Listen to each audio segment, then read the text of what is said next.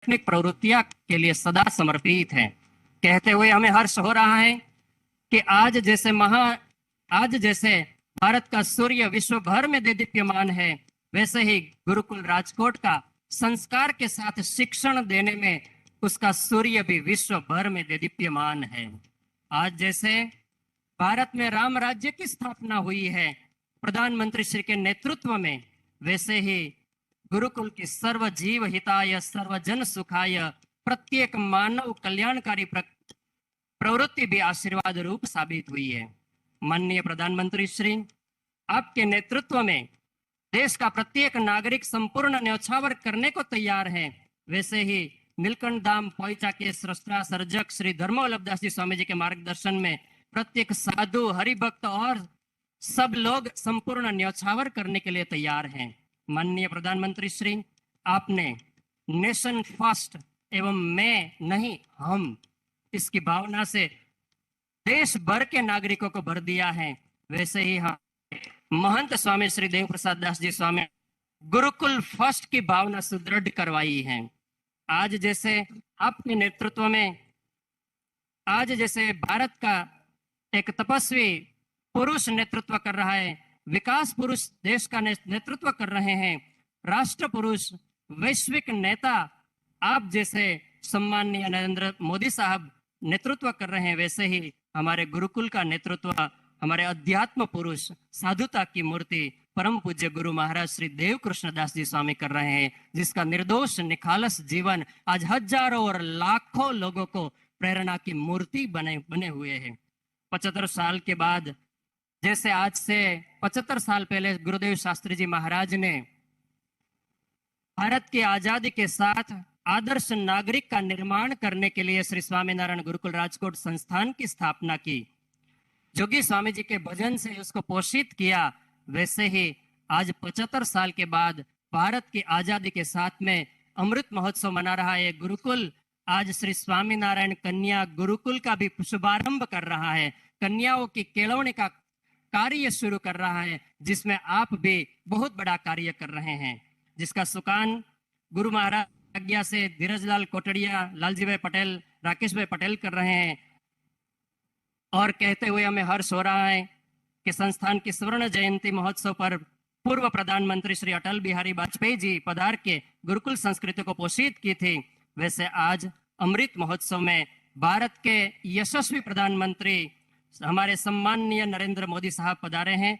आइए सम्माननीय नरेंद्र मोदी साहब को विनती करते हैं, प्रार्थना करते हैं कि गुरुकुल के अमृत महोत्सव पर आप अपने हृदयांजलि, भावांजलि, अमृतांजलि समर्पित कर। प्रधानमंत्री श्री नरेंद्र मोदी साहब।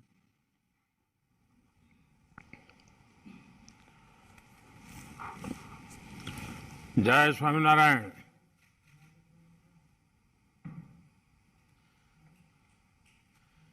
इस पवित्र कार्यक्रम को दिशा दे रहे पूज्य श्री देवकृष्ण दास जी स्वामी,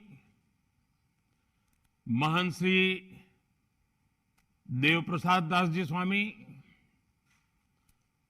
पूज्य धर्मवल्लभ स्वामी जी, कार्यक्रम में उपस्थित सभी पूज्य संतगण, अन्य महानुभाव और मेरे प्यारे नौजवान साथियों, आप सभी को जय स्वामीनारायण। पूज्य शास्त्री जी महाराज श्री धर्मजीवन दास जी स्वामी की प्रेरणा से, उनके आशीर्वाद से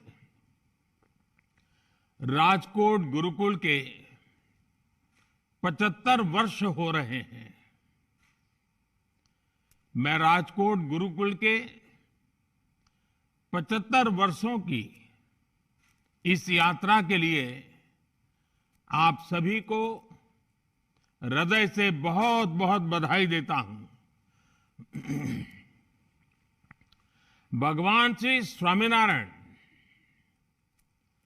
उनके नाम स्मरण से ही एक नव चेतना का संचार होता है। और आज आप सब संतों के सानिध्य में स्वामीनारायण का नाम स्मरण एक अलग ही सौभाग्य का अवसर है। मुझे विश्वास है इस ऐतिहासिक संस्थान का आने वाला भविष्य और भी यशस्वी होगा। इसके योगदान और भी अप्रतिम होंगे। साथियों, श्री स्वामीनारायण गुरुकुल राजकोट की यात्रा के 75 वर्ष ऐसे कालखंड में पूरे हो रहे हैं जब देश अपनी आजादी के 75 वर्ष मना रहा है। ये सुखद संयोग तो है ही, सुखद सुयोग भी है। एक राष्ट्र के रूप में आजाद भारत की जीवन यात्रा ऐसे सुयोगों से ही और हजारों साल की हमारी महान परंपरा भी ऐसे ही सुयोगों से ही गतिमान रही है।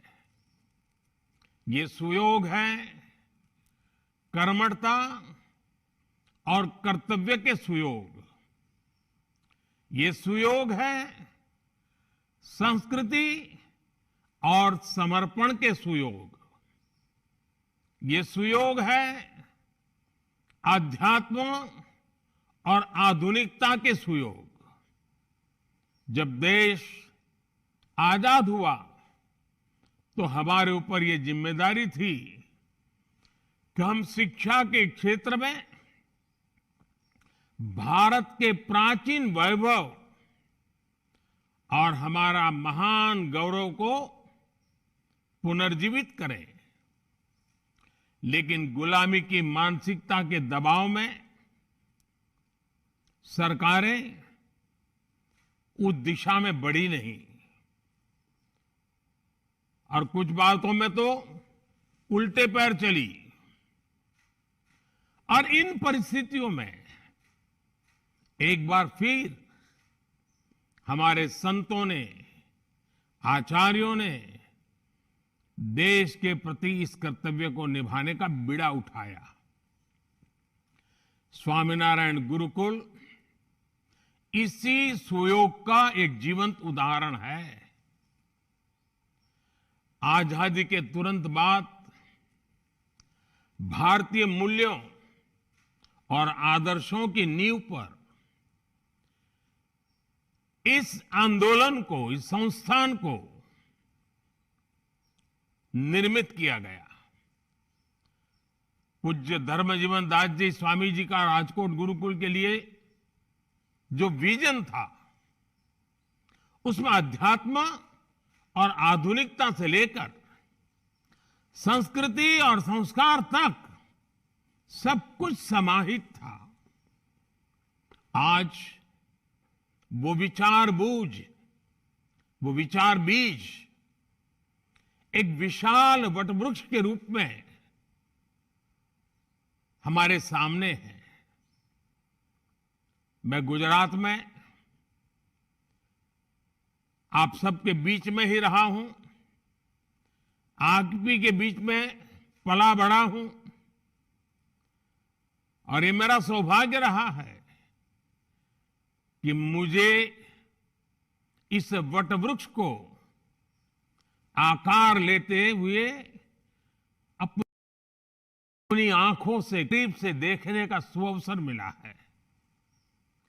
इस गुरुकुल के मूल में भगवान स्वामीनारायण की प्रेरणा रही है।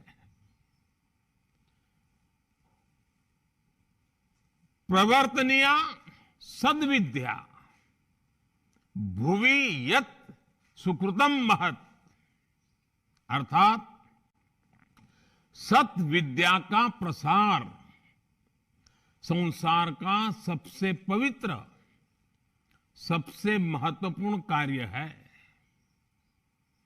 यही तो ज्ञान और शिक्षा के प्रति भारत का वो शाश्वत समर्पण है जिसने हमारी सभ्यता की नींव रखी है।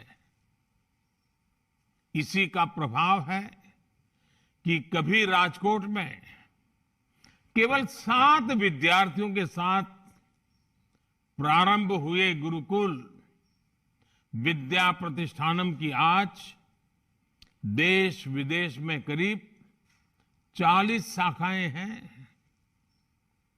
हर वर्ष यहां हजारों की संख्या में विद्यार्थी आते हैं।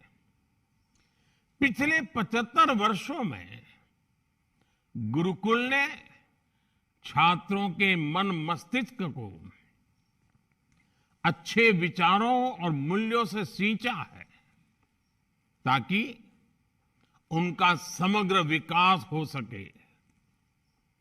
आध्यात्म के क्षेत्र में समर्पित युवाओं से लेकर इसरो और बार्क में वैज्ञानिकों तक हम गुरुकुल परंपरा ने हर क्षेत्र में देश की मेघा को पोषित किया है।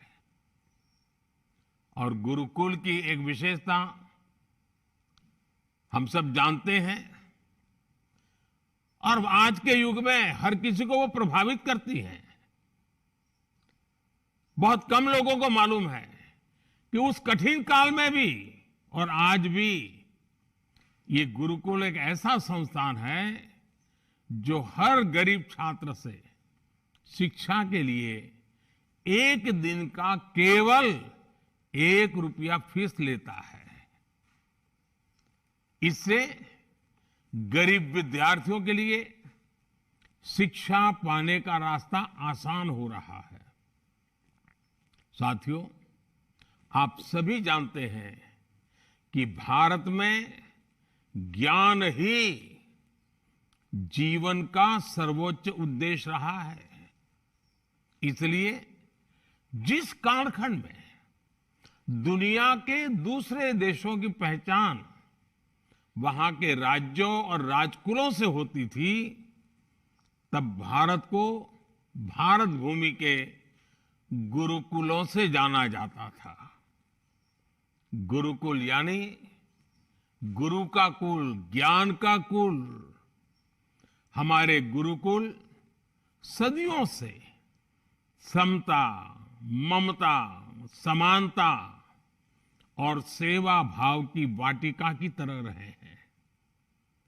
नालंदा और तक्षशिला जैसे विश्वविद्यालय भारत की इस गुरुकुल परंपरा के वैश्विक वैभव के पर्याय हुआ करते थे। खोज और शोध ये भारत की जीवन पद्धति का हिस्सा थे। आज हम भारत के कण कण में जो विविधता देखते हैं, जो सांस्कृतिक समृद्धि देखते हैं, ये उन्हीं शोधों और अन्वेषणों के परिणाम है। आत्म तत्व से परमात्मा तत्व तक, आध्यात्म से आयुर्वेद तक, सोशल साइंस से सोलर साइंस तक, मैथ से मेटलर्जी तक और शून्य से अनंत तक हमने हर क्षेत्र में शोध किए, नए निष्कर्ष निकाले। भारत ने अंधकार से भरे उन युगों में मानवता को प्रकाश की वो किरणें दी जिनसे आधुनिक विश्व और आधुनिक विज्ञान की यात्रा शुरू हुई।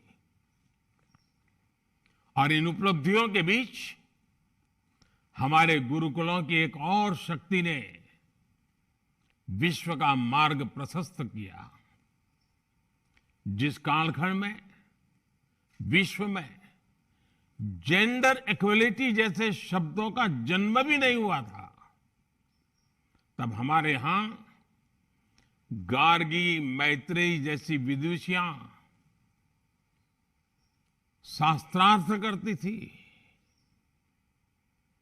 महर्षि वाल्मीकि के आश्रम में लवकुश के साथ ही आत्रेय भी पढ़ रही थी। मुझे खुशी है कि स्वामीनारायण गुरुकुल इस पुरातन परंपरा को आधुनिक भारत को आगे बढ़ाने के लिए कन्या गुरुकुल की शुरुआत कर रहा है। 75 वर्ष के अमृत महोत्सव में, आजादी के अमृत काल में इस संस्थान की शानदार उपलब्धि होगी और देश के लिए महत्वपूर्ण योगदान भी होगा। साथियों, आप सभी बेहतर तरीके से जानते हैं कि भारत के उज्जवल भविष्य में हमारी आज की शिक्षा व्यवस्था और शिक्षण संस्थानों की कितनी बड़ी भूमिका है। इसलिए आजादी के इस अमृत काल में देश एजुकेशन, इंफ्रास्ट्रक्चर हो या एजुकेशन पॉलिसी, हम हर स्तर पर अधिक गति से, अधिक विस्तार से काम में जुटे रहते हैं। आज देश में बड़े शैक्षिक संस्थानों, IIT, triple IT, IIM, AIIMS जैसे संस्थानों की संख्या में बड़ी वृद्धि हो रही है। 2014 के बाद से मेडिकल कॉलेजों की संख्या में 65% से ज्यादा की बढ़ोतरी हुई है। नई राष्ट्रीय शिक्षा नीति के जरिए देश पहली बार उस शिक्षा व्यवस्था को तैयार कर रहा है जो फॉरवर्ड लुकिंग है, फ्यूचरिस्टिक है। जब नई पीढ़ी बचपन से ही बेहतर शिक्षा व्यवस्था में पलेगी और बढ़ेगी तो देश के लिए आदर्श नागरिकों का निर्माण भी स्वतः होता चला जाएगा। यही आदर्श नागरिक, आदर्श युवा 2047 में, 2047 में, जब देश आजादी के 100 साल मनाता होगा, विकसित भारत के सपने को सिद्धि तक लेकर के जाएंगे।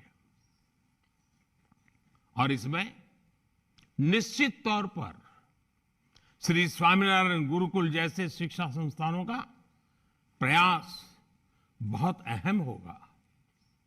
साथियों, अमृतकाल की अगले 25 वर्षों की यात्रा में आप संतों का आशीर्वाद और आप सभी का साथ बहुत महत्वपूर्ण है।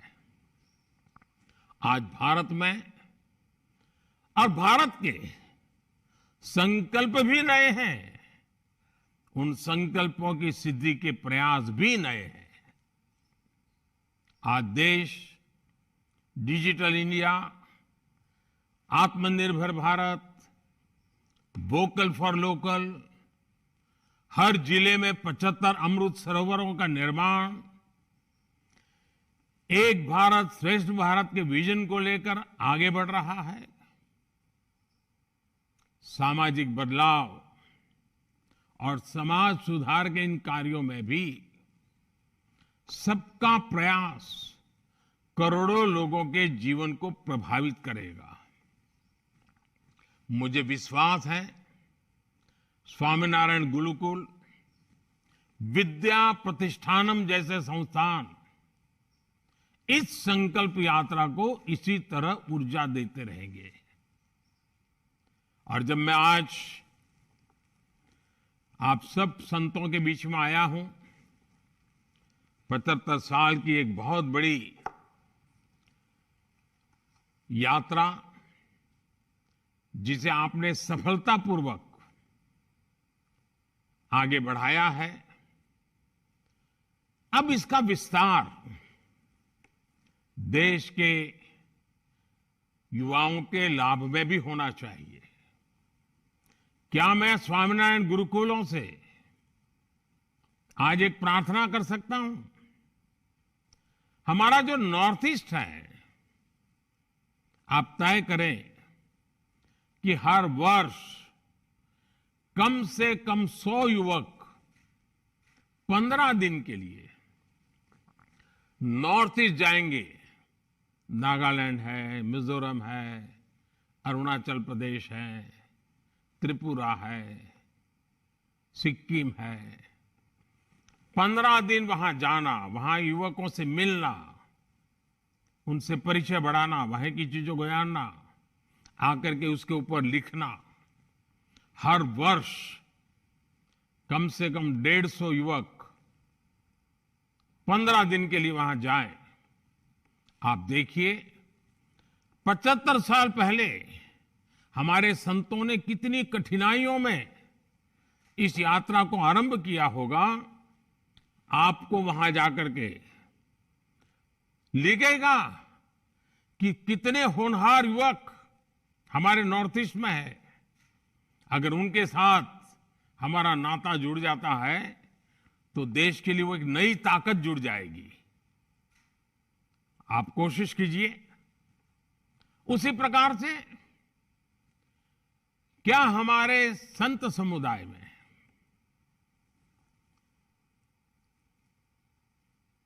मुझे याद है जब बेटी बचाओ अभियान हम कर रहे थे तो छोटी छोटी बालिकाएं मंच पर आकर के 7 मिनट, 8 मिनट, 10 मिनट का बड़ा हृदय द्रावक और बड़े अभिनय के साथ भाषण करती थी। सारे ऑडियंस को रुला देती थी और वो कहती थी, मां के गर्भ में से वो बोलती थी कि मां मुझे मत मारो। भ्रूण हत्या के खिलाफ वो आंदोलन का बहुत बड़ा नेतृत्व हमारी बेटियों ने गुजरात में किया था। क्या हमारे गुरुकुल के विद्यार्थी धरती माता के रूप में लोगों को संबोधित करें कि मैं तुम्हारी मां हूं, मैं तुम्हारे लिए अन्न, फल, फूल सब पैदा करती हूं, मुझे मत मारो। ये फर्टिलाइजर, ये केमिकल, ये दवाइयां, मुझे उसे मुक्ति दो। और प्राकृतिक खेती की तरफ प्रेरित करने के लिए किसानों के बीच में मेरे गुरुकुल के विद्यार्थी इस प्रकार से स्ट्रीट प्ले करे, शेरी नाटक करे। बहुत बड़ा अभियान गुरुकुल हमारे चला सकते हैं। और मुझे खुशी है कि गुजरात के हमारे गवर्नर श्रीमान आचार्य देवव्रत जी के नेतृत्व में प्राकृतिक खेती का बहुत बड़ा अभियान चला है। आप भी जैसे मनुष्य को व्यसन से मुक्ति का अभियान चला रहे हैं, वैसे ही धरती माता को इस प्रकार के जहर से मुक्ति का प्रण लेने के लिए किसानों को प्रेरित करने का काम कर सकते हैं। क्योंकि गुरुकुलों में जो लोग आते हैं वो मूल गांव से, किसानी परिवार से आते हैं। उनके माध्यम से बात बड़ी सरलता से पहुंच सकती है। तो आजादी के इस अमृत काल में हमारे गुरुकुल, हमारे संस्कारित शिक्षित युवक उज्जवल भविष्य के लिए, पर्यावरण की रक्षा के लिए, एक भारत श्रेष्ठ भारत के सपने को साकार करने के लिए अनेक नए विचारों, आदर्शों, संकल्पों को लेकर के चल सकते हैं। और मुझे विश्वास है स्वामीनारायण परंपरा की मेरे लिए बड़ा सौभाग्य रहा है कि स्वामीनारायण परंपरा में जब भी मैं आपसे मिला हूं, जो भी मांगा है आप सबने पूरा किया है। आज जब मैं इन चीजों को मांग रहा हूं, मुझे विश्वास है आप भी इसको पूरा करेंगे और गुजरात का नाम तो रोशन होगा ही होगा, भावी पीढ़ी का जीवन आसान होगा। फिर एक बार आप सबका बहुत बहुत धन्यवाद। जय स्वामीनारायण।